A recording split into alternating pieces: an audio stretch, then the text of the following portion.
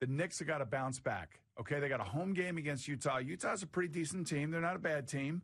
And Utah's probably thinking, maybe we come in here and we catch these guys half asleep because they just put so much effort before it the night before or 2 nights ago against the Cavaliers. So, for me, I want to see the Knicks. I want to see all this great stuff that came out of the game against the Cavaliers.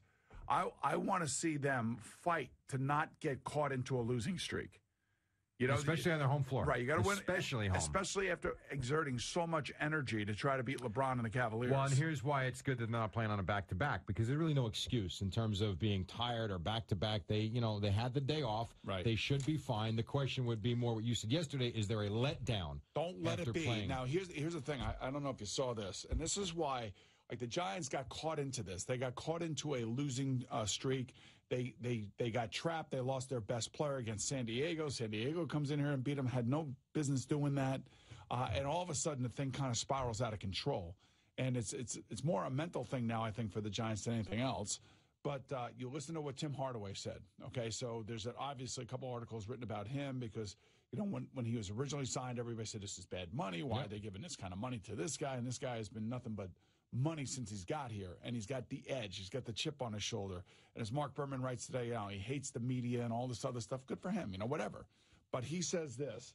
He said, look, it's a full 180, Tim Hardaway Jr. said. It's great. A lot of guys are taking each possession in practice very serious.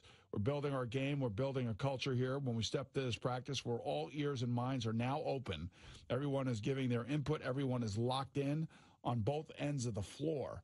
And, it's a far cry from that 3-game losing streak to start the season. And it's also a far cry from where they were the last 5 years prior to this. Oh, no doubt. And you know what he's talking about? He doesn't have to really say it. You can read it and you understand what he's talking about.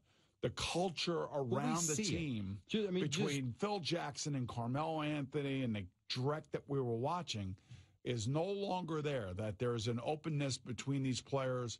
I love what Enes Kanter did, and I continue to love to hear what this kid says.